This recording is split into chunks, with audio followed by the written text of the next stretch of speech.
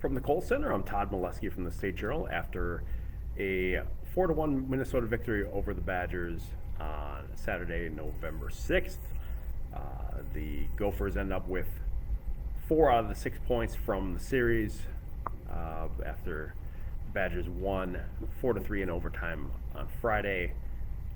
That regulation win, of course, gets you 3 points. The overtime win gets you 2.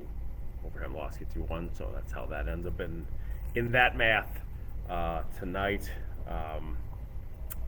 It was a bit of a come down for the Badgers after they played really well in a lot of the stretches on Friday, and I think you had to expect that Minnesota was going to be bringing a little bit more in the wake of that overtime loss on Friday. And we did see that in the first period where they scored 3 goals to really take control of the game. But the biggest one may have ended up being after Roman Sean scores a power play goal in the first minute of the second period. The Gophers score 16 seconds later to grab a 3-goal lead right back, and a really nice play. Blake McLaughlin getting the puck to the back post where Samuel Walker tapped it in and kind of gave up his body to do it because he was sliding in pretty hard and crashed right into the post right after he tapped it in. So he paid for that goal, but he got it. So a pretty good effort from him on that play. And that ended up being the last scoring of the game, a minute 7 into the second period. Made it 4-1, and that was the final. Cameron Rowe, 4 goals allowed on 16 shots tonight.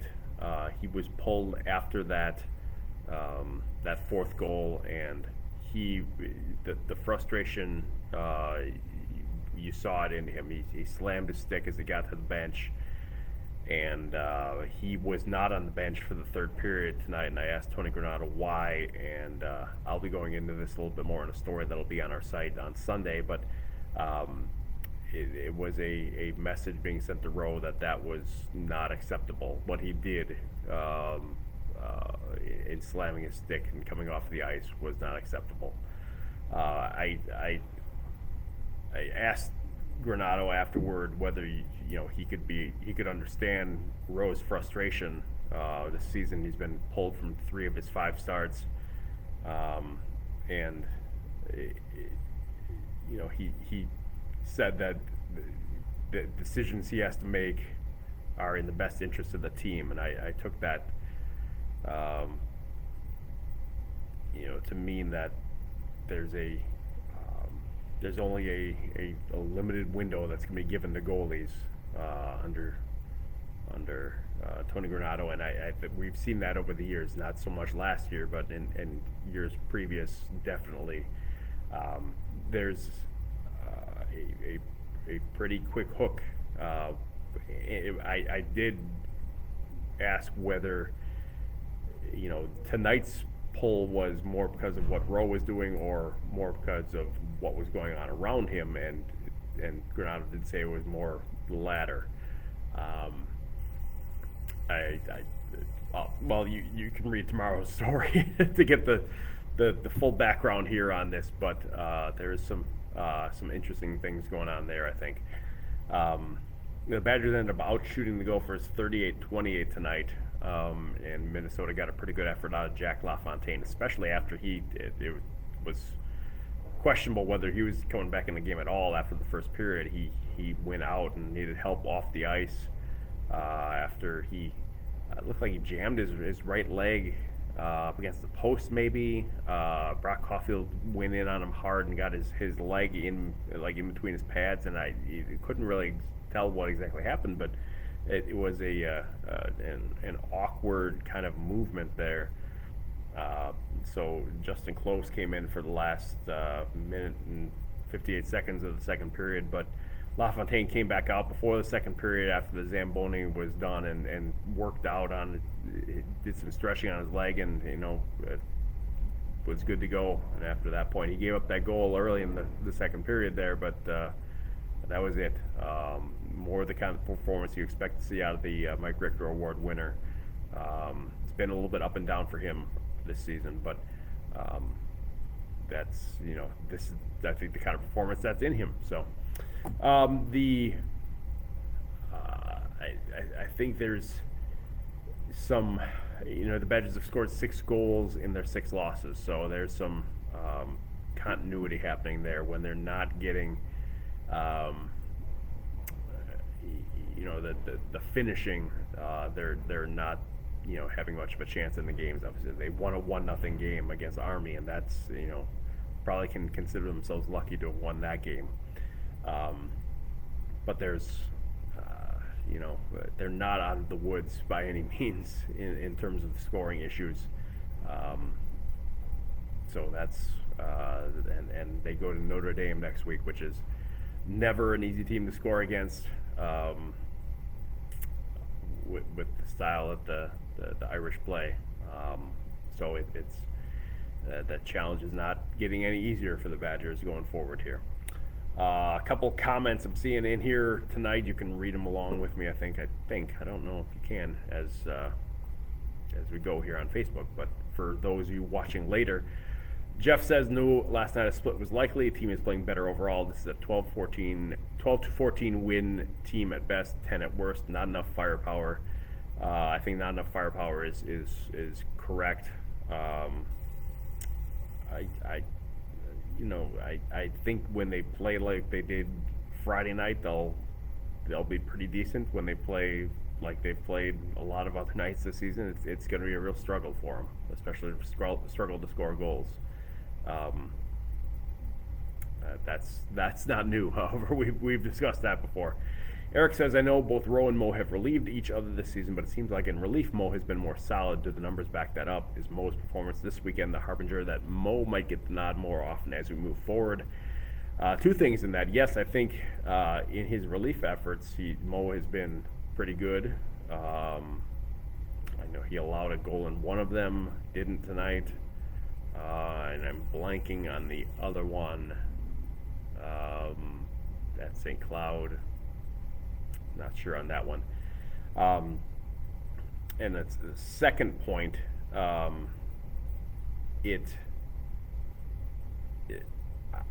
think what we saw with Rowe being relegated to staying in the locker room, or however it played out for the third period. There's, I think, some frustration on both sides there. The Badgers know, the coaching staff knows what kind of goalie he can be when he's playing well. I saw that a little bit last week at Michigan, to be honest. But being pulled 3 times in 5 starts is not a great thing. And even if it isn't because of his play, that's how the coaching staff is working it. So it ends up being on the goalie. It's a tough way to be, but being a goalie is a tough position to play. You've got to be pretty mentally strong, and I think we saw, like I said before, that frustration come through tonight. And I would have liked to ask Camero about that afterward, but he didn't come in for interviews after tonight. So that's we'll follow up on that later, I guess. Getting into the injuries, Eric, thanks for bringing this up. Thank you for reminding me. I know it's too soon to say for sure, but the Baker injury looked bad as he came off the ice, and Kuhlman's injury couldn't come at a worse time as he seemed to be coming into his pace. Any word on other guys like Lindmark and Inamoto will be back soon if those guys are not out? So, okay, here's the update. Baker was cramping, so minor injury is what Granado said. I don't think that'll be anything that'll keep him out long, past the time he missed tonight. Kuhlman's, took that high, hard hit that made him fall back into the boards and hit his head on the boards. I would imagine we're looking at a head injury there and concerns about that. Granado said afterward that he looked pretty good when he saw him after the game. Too soon to know how long he'll be out. Hoping he can get into practice this week and possibly play next week at Notre Dame. It's very premature right now to say anything, certain on that. That is a concern when you're talking about a team that's already without Tyler Inamoto and Mike Borlicki on defense. The Badgers do have 10 defensemen on the roster this season, which is, it's the one thing that is keeping it okay so far. But you're really getting into that depth the more you go with injuries. And Inamoto has looked like he's getting closer to coming back. I think they're hoping he might be able to get into full practice this week and then play at Notre Dame. Not sure yet on that. Lindmark is a re-aggravation of a lower body injury. I don't know the timeline on that. He hasn't been back in practice yet. And Borlicki is at best coming back in the second half of the season. So yeah, there's some concerns there, especially if you lose Kuhlmans now for a period of time. You can't play around with head injuries. That's not something you are going to mess with as a player or as a team. If that's for sure what it ends up being, I'm just going off of what I saw there. I don't know if there's anything else going on, but that's I think the concern growing with the number of injuries the Badgers have. And especially, I was thinking for a while there, if Baker was a serious injury, you've already lost Lindmark a center. You would have Baker a center also out. Center's not a position of depth for this team necessarily in terms of guys you can put out there and get quality minutes from. So that would have been a real tough blow if they had lost Baker for future minutes. Oh, there's the lights. Must mean my time is up here, I guess. And I think it is. So I'm gonna move forward here and say goodnight to you all. So once again, 4-1, Badgers lose to Minnesota. Minnesota takes 4 of 6 points in the series. And next up for the Badgers is a series at Notre Dame on Friday and Saturday next week. And make sure to join me right here after that and check out the stories on madison.com. More to come there. And we'll have a follow-up in Monday's State Journal print edition. We didn't, this 8 o'clock start meant we didn't get a story in the print edition for Sunday. So make sure to check those out, and we'll talk to you again next week. Thanks for tuning in, everyone.